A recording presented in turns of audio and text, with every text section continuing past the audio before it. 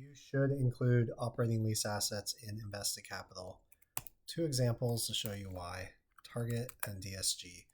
They're both retailers. Huge potential differences in ROIC depending on how you are treating operating lease assets. In the case of Target, which we're going to do here first, you can see the percentage is small, like 10% compared to net PPE. They own a lot of their assets outright, have for years. Bill Ackman's very familiar.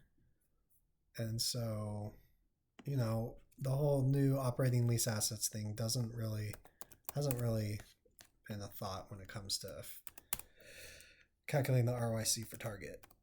So an ROIC of 13, pretty standard for them.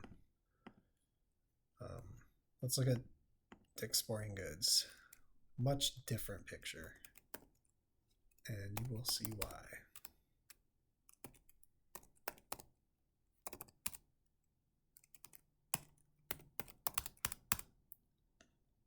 Moving down to current liabilities. Now, here's where it gets fun. We are not going to include operating lease liabilities, but we're going to include operating lease assets.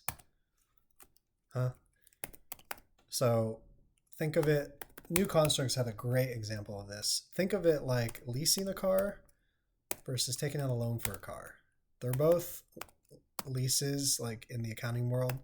One's a financial lease, finance lease, or capital lease, and one's a operating lease. In one case, you're getting ownership at the end. In the other case, you are not getting ownership.